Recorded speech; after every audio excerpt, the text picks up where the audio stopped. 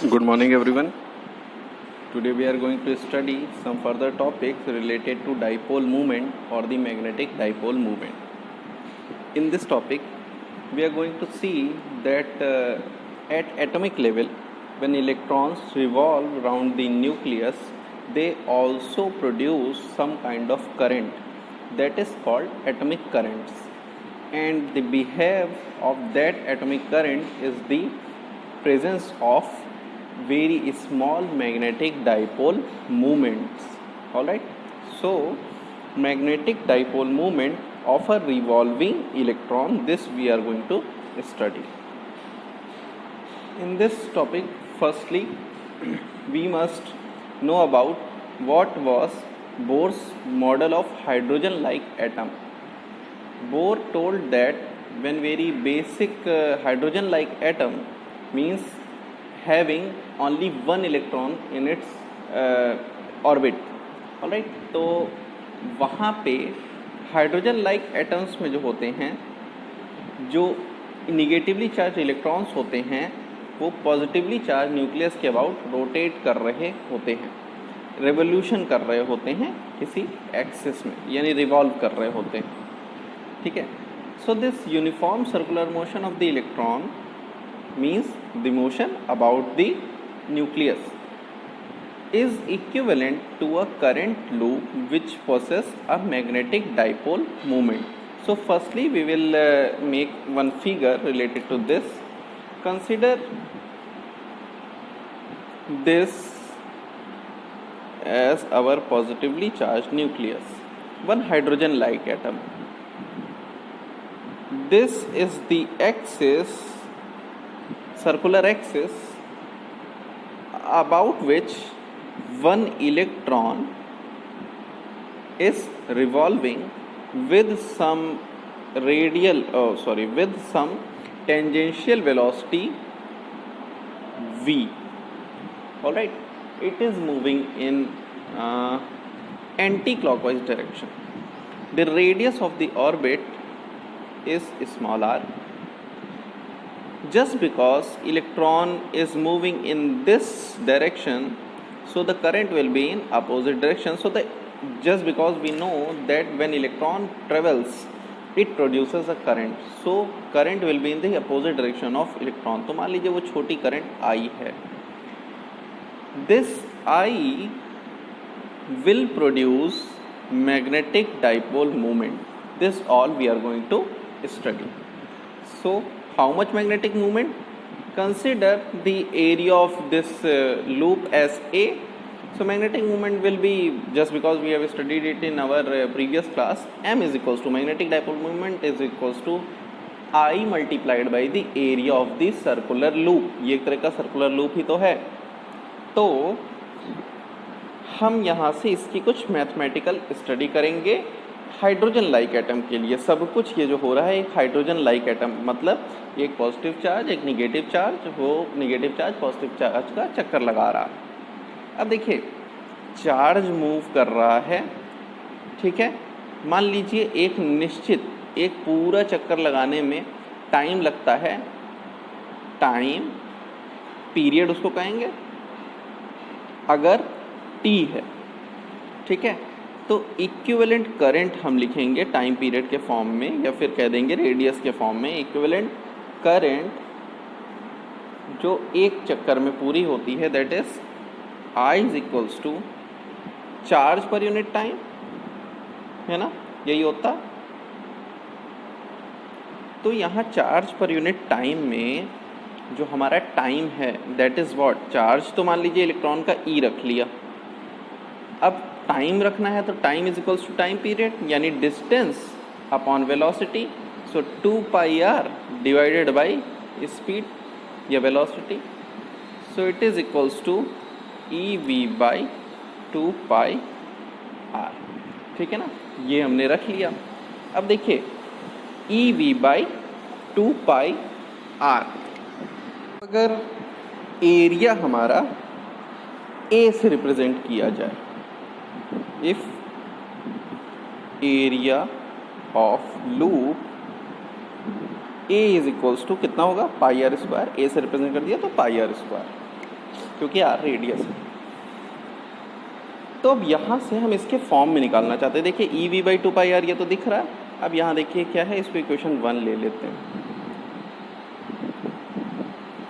देखिए यहाँ से ऑर्बिटल मैग्नेटिक मोमेंट, चूँकि ऑर्बिट के मोशन, यहाँ देखिए जो इलेक्ट्रॉन्स जब मूव करते हैं सर्कुलर ऑर्बिट में एटम के अबाउट, तो हमें पढ़ाया जाता है कि दो तरह का मैग्नेटिक मोमेंट जनरेट होता है।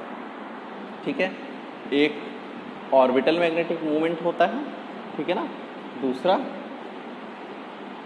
उसकी स्पिन के कारण होता है। ठीक है, तो ऑर्बिटल मैग्नेटिक मोमेंट क्या होगा उसको देखते हैं। ऑर्बिटल मैग्नेटिक मोमेंट,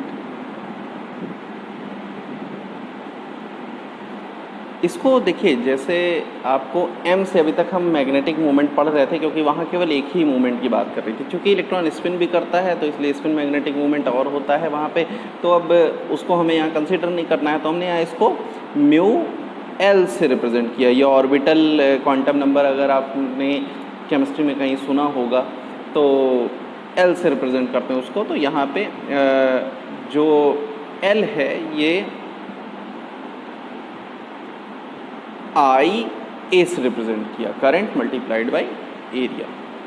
ठीक है, तो ये हो गया e we by 2πr dot pi r square.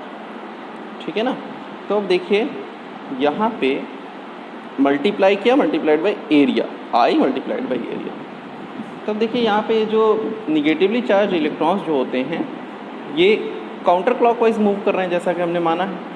तो थंब रूल से काउंटर क्लॉकवाइज में ऊपर की ओर ये क्या होगा, मैग्नेटिक डाइपोल मोमेंट की डायरेक्शन होगी और प्लेन ऑफ द ऑर्बिट के ऊपर साइड, है ना। अब अगर मान लीजिए इसको इक्वेशन 2 कह देते हैं। ऑल्सो द एंगुलर मोमेंटम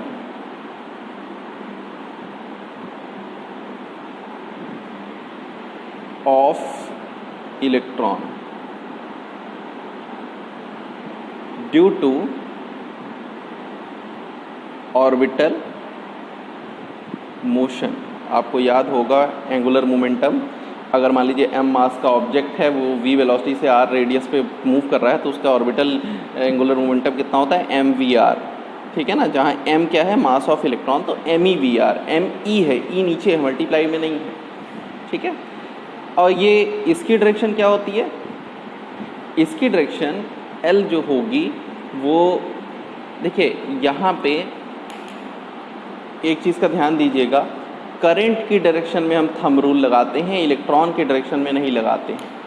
ठीक है ना, तो करंट की, इलेक्ट्रॉन हमारा एंटी क्लॉकवाइज घूम रहा है, करंट हमारा क्लॉकवाइज घूम रहा है, यानी करंट की डायरेक्शन में हम ऐसे करेंगे, यानी अंगूठा नीचे, यानी करंट की डायरेक्शन चूँकि क्लॉकवाइज है ना, तो नीचे की डायरेक्शन में क्या होगा हमारा, वही एक कन्फ्यूज़न हो गई थी बीच में, मैंने उसको एंटी क्लॉकवाइज के लिए बोल दिया था इलेक्ट्रॉन के लिए। तो ये अगर क्लॉकवाइज है करंट तो नीचे की ओर, तो नीचे की ओर कौन सा है, एंगुलर, ये जो हो गया dipole movement, orbital magnetic movement, ये नीचे के डायरेक्शन में होता है। और एंगुलर मोमेंटम जो होता है वो पार्टिकल पे डिपेंड करता है कि कौन से पार्टिकल किस डायरेक्शन में मूव कर रहा है। पार्टिकल तो इलेक्ट्रॉन है और m मास का पार्टिकल है, तो वो तो मूव कर रहा है क्लॉकवाइज और एंटी क्लॉकवाइज। तो हम ऐसे उंगलियों को इलेक्ट्रॉन की दिशा में रखेंगे तो अंगूठा ऊपर, यानी ये ऊपर वाला हो गया हमारा एंगुलर मोमेंटम। L से लेंथ नहीं, एंगुलर मोमेंटम है, ध्यान दीजिएगा। एंगुलर मोमेंटम की दिशा किधर होगी, ऊपर की ओर, क्योंकि एंगुलर मोमेंटम जो है उसमें उंगलियों को किसकी दिशा में रखना है, इलेक्ट्रॉन के मूवमेंट की दिशा में रखना है। और म्यूएल नापने के लिए उंगलियों को करंट की मूवमेंट की दिशा में रखना है। ठीक है ना, तो क्योंकि डाइपोल मूवमेंट करंट के कारण ओरिजिनेट हो रहा है, और ये जो एंगुलर मोमेंटम है ये मास, जो बॉडी है मैसिव, जो इलेक्ट्रॉन है उसके मूवमेंट के कारण हो रहा है। तो याद रखिएगा ये L ऊपर, म्यूएल नीचे। ठीक है, इस केस में। तो अब देखिए यहाँ पे क्या हो गया, समझिएगा, MEVR यहाँ तक ठीक है। अब इसमें इक्वेशन 3, ठीक है ना। अब हमें कुछ नहीं करना है, एक एक्सप्रेशन हम बना रहे हैं जो कि बहुत पॉपुलर एक्सप्रेशन है हमारी फिजिक्स में, इसको इससे डिवाइड कर दीजिए, mu L dividing 2/3, mu L divided by L. Mu L देखो, म्यू एल जो है वो म्यू एल सफिक्स में, और ये एल अलग है, ये रिप्रेजेंटेशन है, ये एल क्वांटिटी एंगुलर मोमेंटम है, ये हो जाएगा ई वी देखिए यहाँ पे कितना बन रहा है, ये पाई से पाई कैंसिल आउट, आर से एक आठ, ई वी आर अपॉन 2, ठीक है ना, ई वी आर बाई 2 तो ऊपर वाला हो गया, नीचे वाला एल जो है एम वी आर, जहाँ एम क्या है एम ई, तो देखो क्या क्या वी आर कैंसिल आउट, ये बन गया ई बाई 2 ये हो गया, और ये वैल्यू आ गई हमारी, ये नंबर। इसका मतलब म्यू एल जो हो गया वो ई बाई 2 है ना, और एल हो गया। अगर वेक्टर फॉर्म में नोटेशन करें तो दोनों ही वेक्टर क्वांटिटी ये हो गया, ठीक है ना। लेकिन यहाँ वेक्टर लगाते वक्त हमें क्या करना पड़ेगा, एक माइनस साइन और लगाना पड़ेगा, ठीक है ना। तो माइनस साइन यहाँ कहीं आगे लगा लो, क्यों, क्योंकि म्यू एल जो है वो एल की उल्टी दिशा में है, यानी इसको मैं साफ साफ लिख दूँ, mu l vector is equals to minus of e by 2 ठीक है, और एल वेक्टर। ये जो ई बाई 2 है, इलेक्ट्रॉन टू मास रेशियो, ये बहुत इंपॉर्टेंट है फिजिक्स में, बहुत सारे प्रैक्टिकल्स में इसका इस्तेमाल होता है, ई बाई एम रेशियो का, ठीक है। तो फिलहाल के लिए अभी हम इतनी ही जानकारी लेते हैं कि मैग्नेटिक मूवमेंट जो है, डाइपोल मूवमेंट या एंगुलर मोमेंटम के अपोजिट दिशा में। अब इसके बाद यहाँ तक तो ठीक है। अब यहाँ से बोर क्वांटाइजेशन कंडीशन, ठीक है ना। बोर ने अपना स्टेटमेंट दिया, बोर ने कहा कि जो एंगुलर मोमेंटम होता है वो कोई भी वैल्यू नहीं ले सकता, वो हमेशा एक इंटीग्रल वैल्यू लेता है, वही परमिसिबल वैल्यू होती है। मीन्स लिख लेते हैं, according two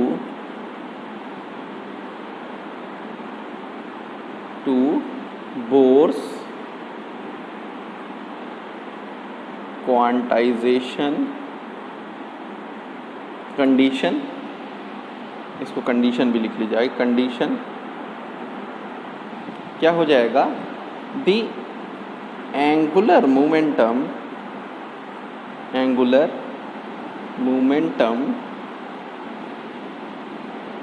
of an electron in any permissible orbit. देखिए आपको तो ये पता होगा प्रीवियस क्लासेस की नॉलेज से कि कोई भी ऑर्बिट में इलेक्ट्रॉन नहीं मूव करते हैं, हमेशा एक परमिसिबल ऑर्बिट में ही मूव करते हैं। तो वैसे ही उनका एंगुलर मोमेंटम भी कुछ नहीं होता है, एक परमिसिबल वैल्यू होती है, मतलब ऐसा नहीं कि कुछ भी वैल्यू हो सकती है। इंटीग्रल मल्टीपल, एंगुलर मोमेंटम क्या होता है, integral multiple of h upon 2π। यहाँ h अपॉन 2π अगर आपको याद हो, h इज़ प्लैंक्स कांस्टेंट और बाई 2π, यानी एंगुलर मोमेंटम हमेशा h अपॉन 2π का मल्टीपल ही होगा। कैसा मल्टीपल, इंटीग्रल मल्टीपल होगा, where h is Planck's constant. अब देखिए यहाँ पे एक और चीज़ आ गई, L is equals to n h upon 2π, यानी एंगुलर मोमेंटम h अपॉन 2π का इंटीग्रल मल्टीपल होगा, जहाँ n की वैल्यू क्या हो सकती है, 1 हो सकती है, 0 नहीं, 1 2 3, ठीक है ना, नॉन ज़ीरो इंटीग्रल मल्टीपल, ठीक है। यानी ऑर्बिटल मूवमेंट किस पे डिपेंड कर रहा है, ऑर्बिटल एंगुलर मोमेंटम। देखिए ऑब्वियस है कि जब ऑर्बिट सारी ही परमिसिबल नहीं होती हैं, एक डिस्क्रीट ऑर्बिट्स ही परमिसिबल होती हैं, यानी इलेक्ट्रॉन हमेशा एक निश्चित ऑर्बिट में ही घूमता है, ऐसा नहीं है कि वो कहीं भी घूम सकता है। और वो ऑर्बिट्स का जो एंगुलर मोमेंटम होगा, चूँकि देखिए यहाँ पे हमें एक सामने दिख रहा है एल क्या होता था, mv/r, चूँकि r निश्चित हो गई कि इस ऑर्बिट में, फिर इस ऑर्बिट में, फिर इस ऑर्बिट में, यानी r की एक निश्चित लेंथ डिसाइड हो गई। इसी तरह l की भी लेंथ, l की भी वैल्यू डिसाइड हो गई, डिस्क्रीट रहने वाली है। किस तरह, h अपॉन 2π की इंटीग्रल मल्टीपल वैल्यू ही होंगी l, ठीक है। तो अब उसमें वैल्यू रख दें, हेंस म्यूएल कितना हो जाएगा, E/2me तो रहेगा ही। देखो वहाँ पे अब साइन हटा रहे हैं, अब हम स्केलर ले रहे हैं इसलिए माइनस साइन नहीं लगा रहे हैं। E/2me रहेगा ही, मल्टीप्लाइड बाई एल की जगह क्या रख दें, NH/2 रख दें। तो ये वैल्यू म्यूएल इज इक्वल्स टू हो जाएगी, n कॉमन ले लो, EH/2, 2 2 ज़ा 4 हो गया, 4πme। ठीक है ना, ये एक नंबर आ गया। म्यूएल n वो इंटीग्रल मल्टीपल्स हैं जिसके मल्टीपल में हमारा एंगुलर मोमेंटम है। अब आपको याद होगा कि h की हमने वैल्यू 11th क्लास में पढ़ रखी है, तो h की वही वैल्यू पुट करना है। me इलेक्ट्रॉन का मास है, e इलेक्ट्रॉन का चार्ज है। इसको कहते हैं, अब देखिए यहाँ पे ये जो कांस्टेंट क्वांटिटी है H/4πme, इसको कहते हैं bore magneton. This is called bore magneton.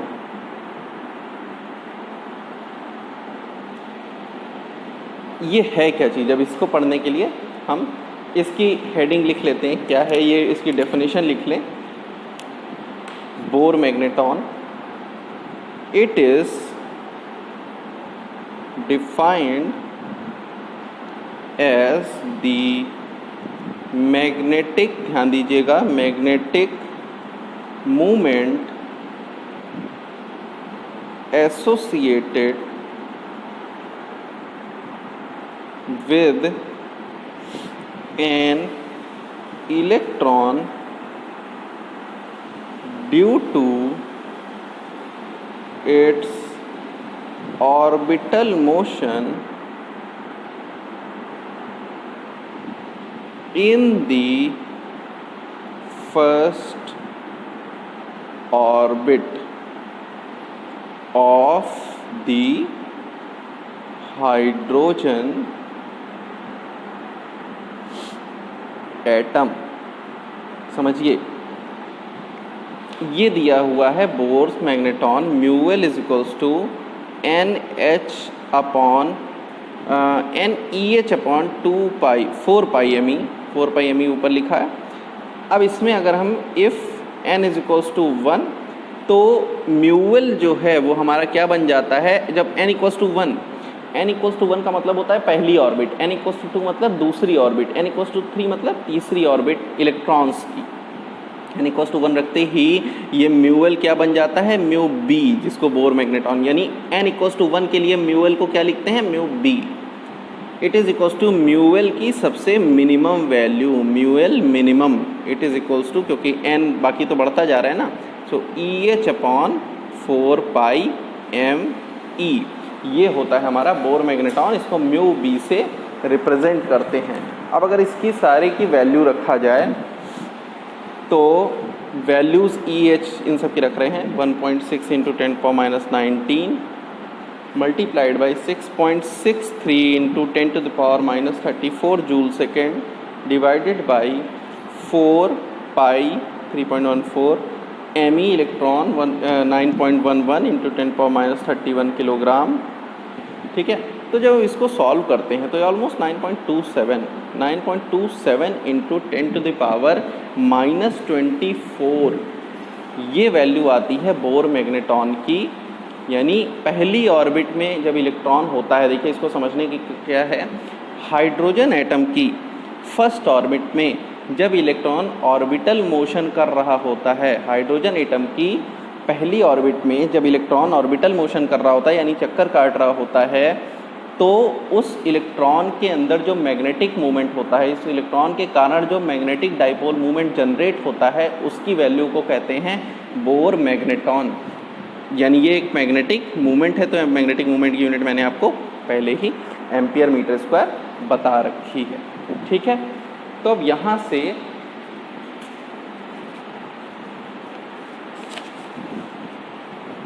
इसी तरह, चूँकि देखिए अभी आपको बहुत ज़्यादा पढ़ाया नहीं जाता है, इसलिए स्पिन जो मैग्नेटिक मोमेंटम होता है या स्पिन मैग्नेटिक मूवमेंट जो होता है उसके बारे में डिटेल नहीं दिया जाता है। Spin magnetic movement,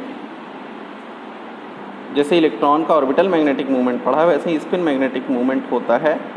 magnetic movement ये क्या होता है देखिएगा, the magnetic moment possessed by the magnetic moment possessed by an electron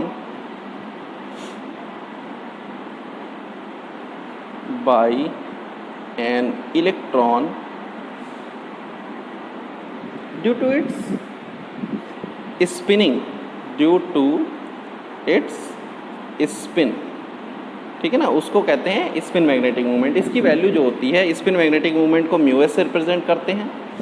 इसकी वैल्यू होती है E/m/e, जहाँ वहाँ 2m था, यहाँ m/e, और ये s है स्पिन मैग्नेटिक मोमेंट, ठीक है ना। ये स्पिन मैग्नेटिक मोमेंट हो गया और ये स्पिन एंगुलर मोमेंटम हो गया।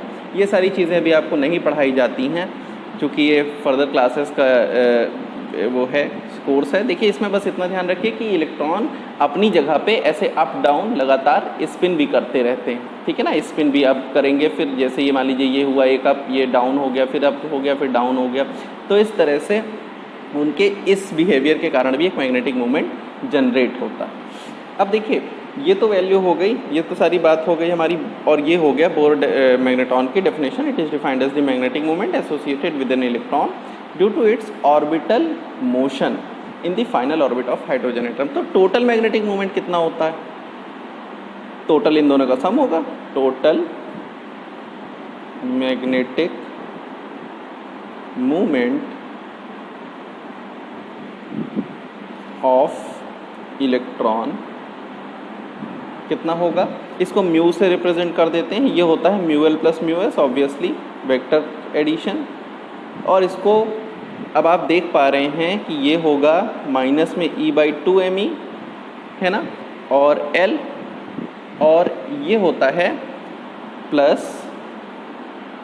माइनस में E/me, और ये S स्पिन एंगुलर मोमेंटम।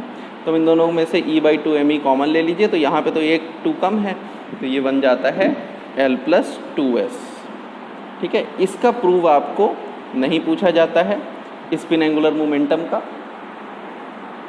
ये हो गई हमारी बोर मैग्नेट्रॉन और स्पिन एंगुलर मोमेंटम, ये और orbital angular momentum.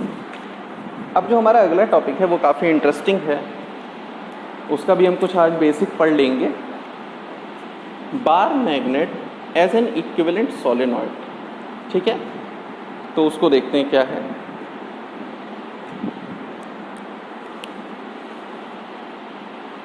Bar magnet जो कि हम लोग हमेशा से यूज़ करते आए हैं, वो एक सोलेनॉइड की तरह बिहेव करता है। मतलब सोलेनॉइड वही जिसमें तार में करंट होती है ना, और स्प्रिंग जैसा दिखता है। और वैसे ही एक सोलेनॉइड जिसमें करंट बह रहा हो, वो एक बार मैग्नेट की तरह बिहेव कर सकता है। तो अब देखिए इनमें कुछ कुछ सिमिलरिटीज़ होती हैं, तो 1 बाय 1 मैं सारी सिमिलरिटीज़ बताता चलूँगा, आप उसको नोट करते चलिएगा, या तो फिर मैं उसको PDF तो प्रोवाइड कर ही दूँगा। तो देखिए पहला है कि जो एक करंट कैरिंग सोलेनॉइड है, देखिए मैं आपको सोलेनॉइड अलग बना के दिखा दे रहा हूँ, सोलेनॉइड, और इधर मैं बना दूँ बार मैग्नेट।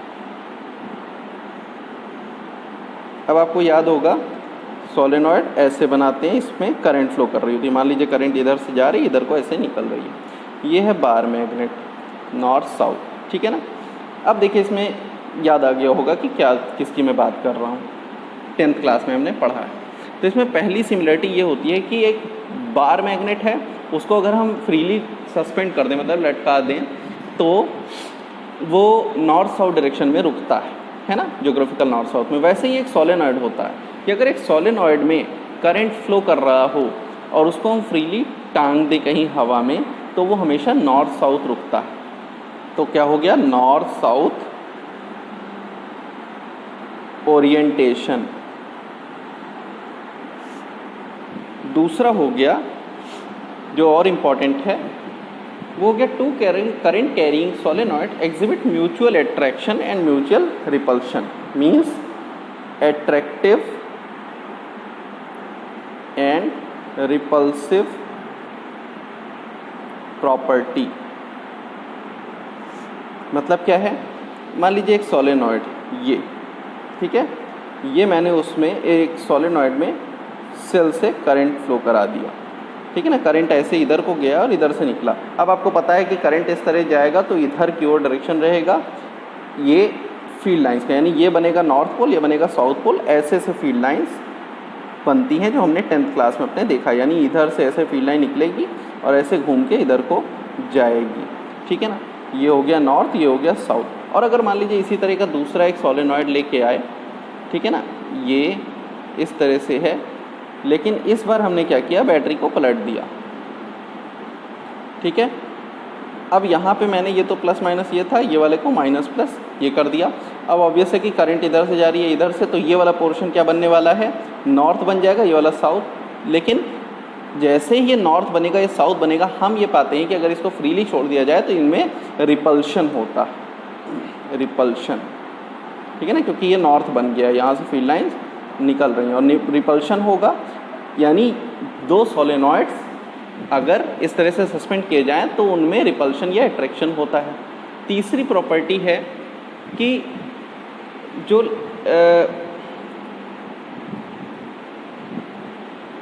जो बार मैग्नेट की फील्ड लाइंस, आपको याद होगी बार मैग्नेट की फील्ड लाइन, तीसरी प्रॉपर्टी में यही बता दे रहा हूँ, ऐसा कुछ होती है ना इस तरह से। तो जब हम याद होगा आपको, हम लोग 10th में वो करते थे एक्सपेरिमेंट, जिसमें था कि नीडल्स को, छोटे छोटे आयरन फिलिंग्स को रख के हमने फील्ड लाइंस ट्रेस किया था। तो वैसे ही जब मैग्नेटिक ये इसकी सोलेनॉइड की जब हमने फील्ड लाइन ट्रेस किया तो पाया इसका रिसेम्बलेंस वैसा ही है जैसा कि एक बार मैग्नेट का होता है। इसी तरह से कि अंदर से फील्ड लाइन ऐसे पास करती हैं और बाहर को ऐसे निकलती हैं, ठीक है ना, रिसेम्बलेंस था।